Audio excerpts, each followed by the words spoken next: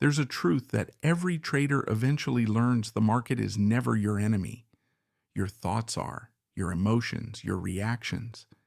Behind every chart lies a human mind, fearful, hopeful, impulsive, disciplined. And the game we're all playing isn't against price, it's against ourselves. This channel is about that inner game, the quiet moments between impulse and execution, the psychology that shapes every decision you make. Because the longer you trade, the more you realize it's never the setup that fails, it's the mind that loses balance. Welcome to Mind Over Markets, a place where we slow down, reflect, and learn to trade with awareness instead of emotion. In today's story, Case 17, I'll take you through a week that tested not my system, but my self-control. A week of winning and the one moment that decided whether those wins would last. This is the story of Win Streak Friday, and how one simple rule saved me from a major drawdown. It was Friday, the last trading day of the week, and I was on a win streak, 6 trades, 6 consecutive wins. You know that feeling, the one that creeps in after a series of victories? It doesn't shout, it whispers. It tells you you've figured it out, that you finally understand the market, that you've arrived. That Friday morning, I woke up lighter, no pressure, no hesitation. Every part of me wanted to open my charts and conquer one more trade, just one more before the week ended. That one more is dangerous. It sounds harmless, but often it's the first sign that your ego has taken the wheel. As I sipped my coffee, I could still feel the echo of yesterday's win. A clean entry, a smooth run. It was textbook perfection, or at least that's how I wanted to remember it. But perfection in trading is seductive. It blinds you with the illusion that you were the reason it worked. The truth, the market gave me those wins. But on that Friday, I didn't feel like a student of the market anymore. I felt like its master. That's the first trap of success, the illusion of control. When you're losing, humility comes easily. You become cautious, analytical, reflective.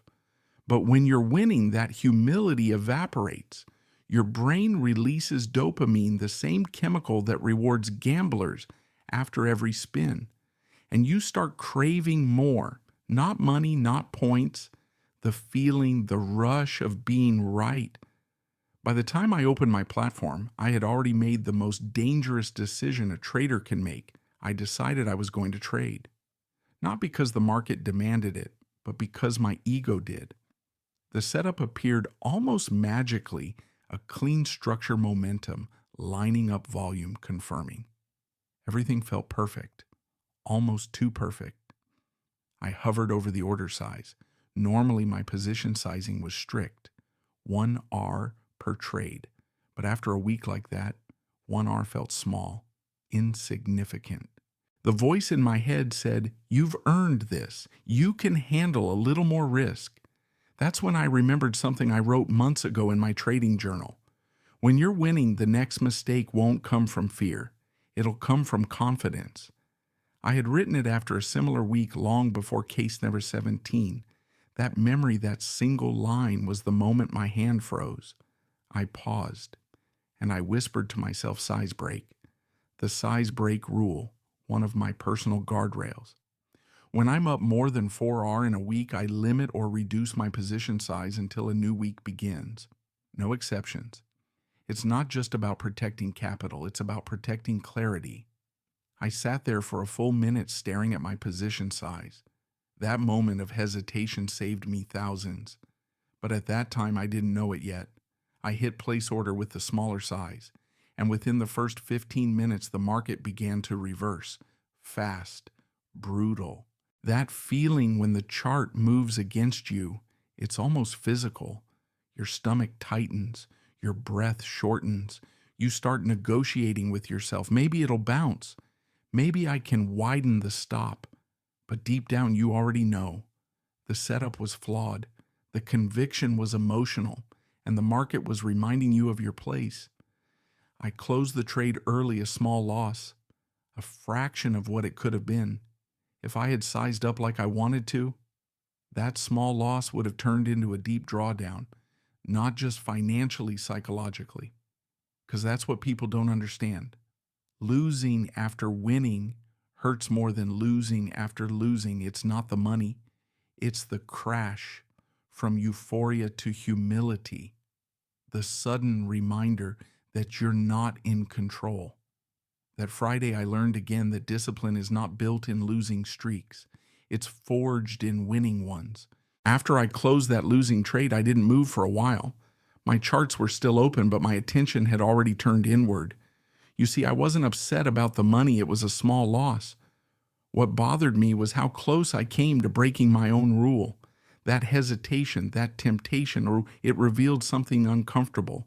It showed me that no matter how long you've traded, your ego is always waiting for a moment of weakness. It doesn't attack you when you're struggling. It waits until you feel strong, until you feel confident. Then it whispers, "You've earned the right to bend your own rules." That whisper has destroyed more accounts than any technical error ever will. When you trade long enough, you start to realize the market doesn't care about your confidence. It doesn't reward you for feeling in control. It doesn't punish you for fear. It simply reacts to order flow and probability. But your mind attaches meaning to every move. Every tick feels personal. Every win feels like proof. Every loss feels like betrayal. And slowly, without realizing it, your identity fuses with your results. You stop being a person who trades. You become a trader. And the problem with that identity is when your self-worth becomes tied to performance, you no longer trade to execute your edge. You trade to protect your ego. That Friday, as I sat there reflecting, I realized I wasn't trading for consistency anymore. I was trading to prove I could keep winning. That realization was humbling. There's a saying I often repeat to myself: the market doesn't test your strategy, it tests your self-awareness. Because at some point, the charts are no longer your opponent, your emotions are. Overconfidence isn't loud, it's quiet, it's subtle. It doesn't say you're invincible, it says you're doing great. You deserve more. And that's exactly why it's dangerous. See, fear can be managed. When you're afraid, you become cautious. You double check, but when you're confident, too confident, your guard drops. You start taking trades outside your plan, sizing up without justification, and justifying impulsive decisions with logic that sounds rational but is deeply emotional. I've learned that discipline isn't the absence of emotion. It's the ability to act independently of it. That's what the size break rule is really about. It's not just a rule for risk management. It's a psychological circuit breaker. It interrupts the dopamine loop. It forces a pause between impulse and action. It gives logic a moment to breathe before emotion takes over. That pause, that's where clarity lives. Most traders never find it because they're always in motion. They move from chart to chart, from trade to trade, from win to loss. They never stop long enough to notice the voice behind the clicks, the part of them that's trying to prove something. After I closed that trade, I looked at my trading journal again. I flipped back through old entries and I could see a pattern. My biggest losses always came after my biggest wins. Not because the strategy failed, because I changed. I became more aggressive, more certain, more emotional, but disguised as confident. That's the paradox of trading psychology. When you win, you feel smart. But when you feel smart, you stop learning. And when you stop learning, the market reminds you that you're not in control. The moment you think you've mastered it, you've already started losing touch. So that Friday, I made a choice. Not to stop trading, but to reset myself. I closed the platform. I didn't open another chart that day. Instead, I went for a walk. The air was heavy but quiet. And as I walked, I replayed the week in my mind. 6 wins, 1 small loss. But emotionally, the most important moment was that pause before clicking buy.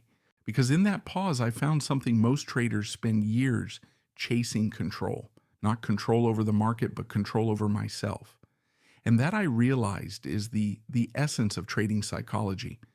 It's not about eliminating emotion, it's about mastering response. Anyone can feel confident after a win, but true mastery is being able to feel that same calm after a loss.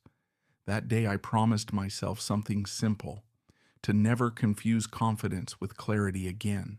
The next morning, Saturday, I woke up before sunrise. Not because of an alarm, because my mind was still processing everything that had happened the day before. There was no anxiety, no rush to check charts, just a quiet reflection, the kind that only comes after you've seen yourself from the outside. I sat by the window, coffee in hand, and I realized something simple yet profound. Trading isn't about conquering the market. It's about understanding yourself within it. Every chart, every candle, every trade, they are mirrors. They don't reflect price. They reflect you, your fears, your impulses, your greed, your need for validation. The market doesn't test your skill. It tests your ability to remain centered while everything around you moves. And the irony: the more you chase control over the market, the less control you have over yourself. That week, that win streak wasn't a test of strategy. It was a test of identity. Was I the disciplined trader who followed his rules, or the ego that wanted to feel untouchable? On Friday, for a few seconds, I almost became the latter. And that's all it takes. Because in trading, danger rarely announces itself. It hides behind comfort. It hides behind confidence. It hides behind success. That's why the most dangerous moment in your trading career is when everything feels easy. I thought back to the first year I started trading. Every loss felt like a punch in the gut. Every win felt like redemption. But over time, I began to see the deeper rhythm beneath the surface, the psychological cycle that every trader lives through. First comes fear, then comes learning, then comes confidence, then overconfidence, then humility, and if you're lucky, wisdom. Case number 17 wasn't just another week in the markets, it was another chapter in that cycle. When you've been in the game long enough, you start realizing that consistency isn't about perfect entries.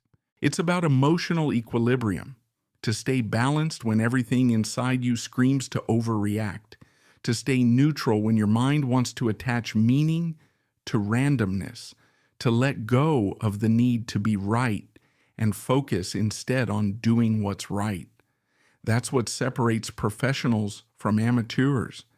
It's not the indicators or the system or the setup. It's the relationship they have with uncertainty. The amateur sees uncertainty and wants to control it. The professional sees uncertainty and learns to dance with it. When I think back to that Friday, I don't remember the chart pattern. I don't even remember the ticker. I remember the pause, that brief moment where my awareness caught my emotion before it became an action. That was the true trade, the one where I didn't gain money, but I gained control. That's what people miss about trading psychology. They think it's about motivation, about positive thinking, about confidence. But in truth, it's about awareness. It's about creating space between what you feel and what you do. That space is where every good decision lives. That space is what saved me on Win Streak Friday. Without it, I would have joined the long list of traders who give back a week's worth of profits in one emotional click. And I wouldn't have even realized why it happened. Because drawdowns don't begin on the chart. They begin in the mind. Before the candle forms, before the loss is booked, there's a thought, small, harmless, that says I can handle a little more risk. That's the moment discipline dies and chaos begins. But that day I hit pause, and that pause prevented drawdown. Since then, I've treated every win streak not as a sign of strength, but as a sign of vulnerability. When things are going well, I slow down. I reduce size. I protect clarity. Because that's what allows me to come back the next week grounded, ready, and neutral. Not chasing, not proving, just trading. You see, in this game, survival is success. The trader who lasts the longest wins by default. Every decision, every rule, every journal entry, it's all about staying in the game long enough to evolve. And evolution requires humility. The humility to admit that we never truly master the market. We only learn to master ourselves. That Friday taught me something timeless. Confidence without control is just disguised arrogance. Discipline without awareness is just routine, but awareness, pure awareness, is freedom. The kind of freedom that allows you to face any market condition and remain still inside. So when I look back at case number 17, I don't see a lucky escape. I see growth, the kind that doesn't show up on the equity curve, the kind that shows up in your posture, your breathing, your patience, your calm. Because the ultimate goal of trading isn't to win every trade. It's to build the kind of mind that doesn't need to. A mind that sees clearly, acts decisively, and accepts whatever comes with grace. That's the mind I'm trying to build. That's the mind over markets. Every trade is a mirror. Every chart is a lesson. And every week in the market is a chance to see yourself more clearly. Case 17 wasn't about profit or loss. It was about restraint, about the courage to do nothing when everything inside you wants to act. That's the paradox of mastery. It's not about control. It's about surrender. Not to the market, but to the truth that you cannot force clarity. You can only create the conditions for it to exist. When you step away from needing to win, you begin to trade from a place of peace. That peace, not strategy, not analysis, is what keeps you consistent. If this story resonated with you, share it with someone who's been fighting their own mind in the markets. And remember, every click, every position, every decision is a reflection of your inner state. The goal isn't to trade perfectly. The goal is to become the kind of person who doesn't need perfection to trade well. Thank you for watching. Thank you for listening. And as always, trade consciously, stay grounded, and keep mastering your mind over markets.